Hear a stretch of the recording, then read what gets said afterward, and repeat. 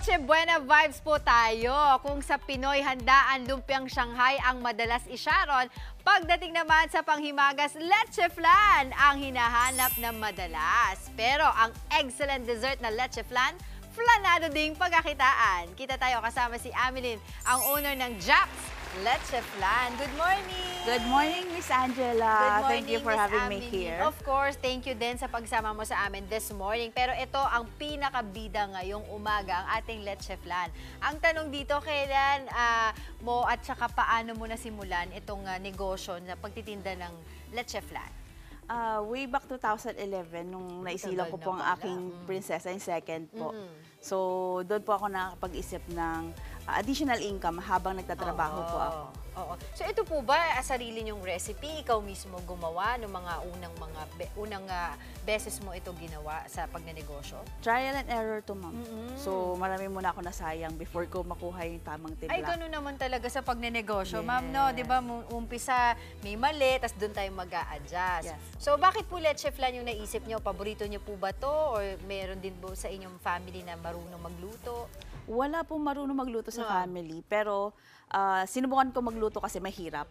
So, sa tingin ko lang na kung ako nahihirapan lutuin siya, for sure mas marami ang hindi kaya lutuin to in one yung susundin mo na yung nasa instruction, pero papalpak pa rin. Oo, pero bukod sa leche flan, meron ka ring ube halaya. Yes. No? So, ito ba ay kasabay nito na launch, yung pag-launch mo sa leche flan, o sumunod na lang tong ube halaya? Sumunod na lang po. Sumunod na lang Yes. siya. So, noong 2011, magkano yung naging puhunan mo to start this business? 1,500 po. Wala pa yung steamer. Ayan. Yung perfect recipe na siya, 1,500 po. Oo. So, magkano naman po itong isang leche flan na to? Itong leche flan po. Sa ngayon po, ang retail ko po yan is 75. Ang resell is 70. Oo. And yung mga store distributor ko po kasi is 60. Okay. Pero nung nagsimula ka, 2011 yun eh, syempre ngayon inflation na. Magkano to dati? 50. 50 pesos. Yes. So, 20 pesos itinaas niya over the years, ano? Pero magkano po yung kinikita niyo na po ngayon kada buwan? Ngayon po, dahil peak season, nasa 6 digits po. Oh, di ba? Tapos lalo pa nagpasko. Yes. Sana all, di ba? Pero kayo ba ay open din sa mga reseller? Kasi meron ngayon na nauuso, di ba? Mga malalaking business sila yung nagsusupply din sa mga iba't ibang mga businesses. O may mga gustong magnegosyo pero hindi naman sila marunong talaga magluto. Open ba kayo sa reseller? Yes po. Actually, doon po ako nag-start sa reseller po. Then, nag-store reseller, then store distributor. Store distributor. Magkano po yung reseller package ninyo? 75 lang po, minimum 20 pieces. 70, minimum 20 pieces. Talaga? So, Yes. marami na kayong mga resellers din? Yes po. Pero physical store meron kayo? Wala pa po. Puro online lang Yes. talaga. Aba, ito na. The moment of truth. Ika nga. Ito, kanina ko pa ito nakikita ng pagpasok ko. Sabi ko, gusto ko na ito tikman. So, tikman na natin, of course, itong leche flan ni Miss Amelin. Habang tinitikman ko to, baka meron kang advice sa ating mga mommies and daddies at iba pang nakikinig sa atin na gusto rin magnegosyo like you. Siguro po sa umpisa, huwag po matakot sumubok. Kasi along the way naman, lagi po tayong magta-try and makakuha ng tamang steps para sa pinapalago natin negosyo. Ito, ang harap. Ang harap nitong leche flan mo. Ang sarap nito, grabe. Titikman ko din syempre yung ube halaya. My gosh. Ang sarap. Tema, promise, hindi ako nagbibiro. Ang sarap nito. Alam mo naman tayo mga Pinoy, ito ang hindi mawawala sa hapagkainan natin. Leche flan at saka ube halaya. So mamaya, maraming salamat po sa inyo, Miss Amelin. At para po sa mga naubusan at nabitin itong handaan, ituturo po sa atin ni Miss Amelin, kung paano gawin itong smooth and creamy na leche flan na napakasarap naman talaga. Thank you so much po. 6 digits kita kada buwan mula sa negosyong Leche Flan. Kita tayo, kasama pa rin si Amelin ng Japs Leche Flan. Magandang umaga muli sa iyo, Miss Amelin. Ayan. So as promised, ikaw ay tuturuan mo kami, di ba, gumawa ng Leche Flan. Kasi sabi nga nila, napakahirap. Akala mo madali lang pero mahirap gawin ang Leche Flan eh. So paano ba ito gawing Leche Flan sa halagang 1,000 pesos? Yes po. So, kailangan natin? Meron tayo rito caramelized na. So, white sugar po ito na naka-caramelize na. Then, Next, ito yung makita natin, ha? yung egg. Okay. Alright, next.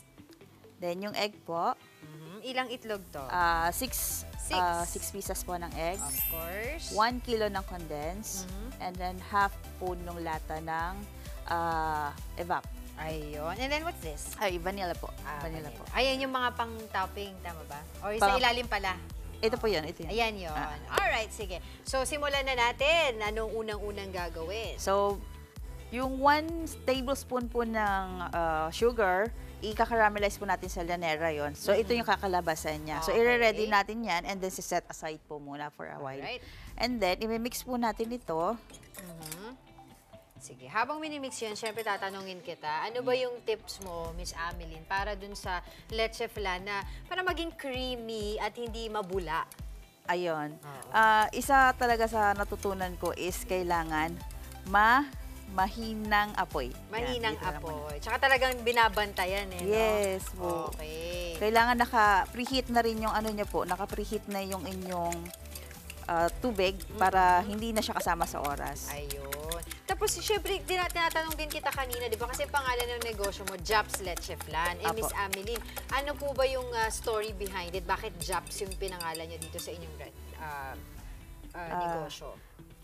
May 3 po akong anak, so lahat po sila nag-start sa letter J, A, P, S. So, initial po nila yun. So, initial. ito ay dedicated sa iyong mga anak. Yung mga anak mo ba, tinutulungan ka din na magpatakbo ng negosyo? Yes po. Nag-sticker kasi, nag-sticker, nagtatakip, ganyan. Diba? It's a family business din. Yes no? po. So, iba pa pong produkto ninyo ay yung ube halaya.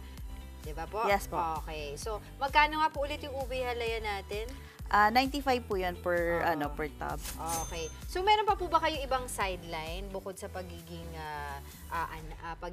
nanay sa 3 anak, tapos ito paggawa ng leche flan tsaka ube halaya? Yes po. Aside from that? Ano rin po ako, certified real estate salesperson po. Aba, talaga naman walang pahinga. Tapos si Mami, si Miss Emeline na. Paano niyo po naman manage yung yung inyong time? So, importante po kasi na nade-delegate din po yung mga minor na po pwedeng i-assign sa tao po. Oo. Yeah, so delegation pa rin po. Oo, tsaka talagang time management, ano? Yes po. Oo. Iba pang tips po sa ating mga kababayan, sa ating mga kapatid, sa mga mommies and daddies dyan nanonood sa atin para po sa kanila na nais magkaroon ng sariling negosyo. Magsimula po kayo sa maliit.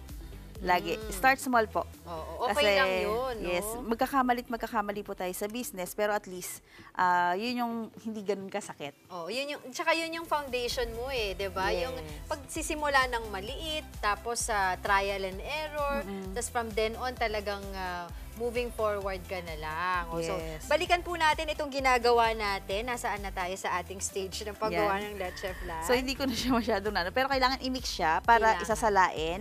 Okay. Yan, so dito ko na lang muna pinagkasya lahat. Oo. And then, kapag mix na po siya, importante po talaga mix na mix siya. Oo. Kasi pwede ka ma-overcook, pwede siyang Oo. medyo malasado pa. So, after that, ilalagay na po natin yan dito. Sa mga container. Yes. Yan yung, bakit kaya, alam niyo po ba, Miss Ameline, yung etymology, yung pinanggalingan, ng bakit pag leche flan, sa ganyang lanera nakalagay? Oo nga po, hindi Hindi nga na, po eh. pero ngayon kasi nakikita natin din, meron din mga leche flan cups, iba-ibang lagayan na rin. Pero Yes, po. originally and traditionally, di ba dito sa atin, dyan nilalagay sa lanera, no? Siguro Yes. dahil pwedeng steam. Yes. Diba? Yes Oo. po. Okay. Sorry. So, kayo po ba ay may physical store? O saan po ang inyong commissary? Saan po kayo nagluluto? Sa ngayon po, naka-home base po kami. Home base? Yes po, Oo. pero naka-separate na po yung aming pagawaan sa aming Oo. sa tag. And ilan na po yung mga gumagawa ng leche flan? Kasi napakarami. I'm sure hindi nyo po kakayanin mag-isa yan. So, Yes. it's a whole team. Ilan po yung gumagawa ng leche flan sa inyo? Sa ngayon po, dahil peak season, nasa 25 kami. 25 na Yes kayo po. na Pero pag gumagawa. lean season po, per batch lang kasi yung gawa namin. So, nasa 5 lang po kami. Oo. Yes. So, sa dami po ng mga nagtitinda din ngayon, ng mga nag-o-offer ng leche flan, tsaka ube halaya, ano po ba yung edge ninyo pagdating po sa pagkukumpara sa kanila? Siguro po sa akin, yung sinasabi po nilang hindi siya ganun katamis. Yeah, Oo tapos nga. yung Actually, cream. natikman ko to kanina, hindi siya yung, ang tawag din, hindi siya nakakasuya. Yes po. Tikman, oo. Yun yung tipong ikaw, kung hindi ka po sa sugar mo, mauubos mo yung isang tub. Yan. Pero pag aware ka, syempre, hindi mo ubusin. Oo. So, ito pong ating leche flan, ilan po yung shelf life niya? 15 days po yan sa chiller. Oo. Then yung freezer, yung ube halaya po, 7 days sa chiller, 30 days sa freezer. Ayun. Tapos pag may nag-order po sa inyo, ilan days ang lead time? Pwede naman po on the spot dahil meron din kami mga stocks. Naka-ready na. Okay. So, going back po dito sa ating pagluluto ng leche flan. So, nilagyan nyo na po ng foil on top. Diyan po yung ilalagay nyo din sa steamer, di ba, after? Yes. Ilang oras po yan bago maluto? 1 hour po. So, sa mahinang apoy lang.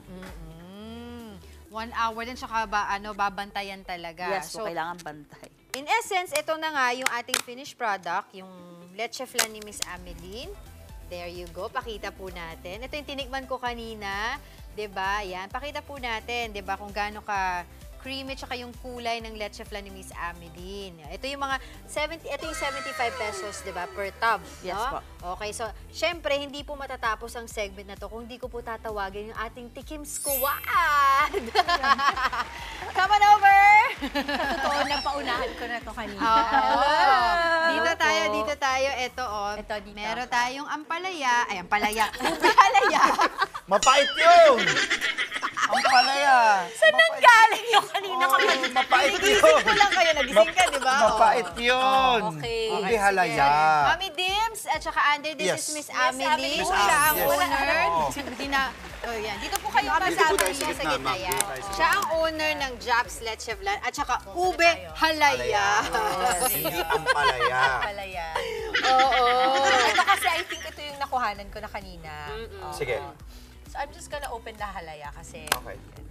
Tikman ko. Ito Naku po na ba? po. Ayun na Wala pala. ka sa'yo. Natikman ko na. May serving spoon yan. Ito po, pagka ganito, ano po ang best na way to eat it? Do we put it somewhere or Yung iba po sa on its own? pandesal. Ah, Sa hot pandesal po. interesting. sinusubukan Iniinit nila. pa po ba to? Hindi na. Hindi na po. Hindi Talagang na. diretso ng Tapos ang tanong ko kasi kanina kay ma'am, sabi ko, I think pasamahin. saan ilalagay pag binili? Sabi mo, yung chiller, yung leche flan, Yes. tapos si ube halaya, yung sa freezer. Yes po. 'Di ba? Kasi dahil ito kailangan talaga mas para ma-preserve Yes po, sa mas freezer, matagal. tama, mas matagal. Okay. I will tell you, kinain ko yung ube halaya kasama yung leche flan. Masarap. Sabay. Diba? Sabay. Tsaka hindi siya ganun katamis. Magandang ideya. That's Okay. good. I'm Very, sure very good. marami sa atin mga kababayan, mga kapatid ngayon na nanonood na gusto nilang malaman. Paano kanila makukontak? I'm sure takam na rin sila ngayon. Yan, pwede po nila akong i-reach out sa Japs Leche Flan page and sa cellphone number 0995-839-1209. Yan. Sarap. mga host mo, Kalat. Kalat ni Andre, oh. Maraming salamat, Miss Amelie. Thank you so much. Salamat. Sige na ang palaya. Mga kapatid, Dimples Romana po, kumpletuhin ang inyong umaga ng mga kwentong puno ng inspirasyon. Salubungin po ang bawat araw ng may ngiti at pag-asa. Kaya't mag-subscribe na po at mag-follow na sa aming social media pages ng News 5.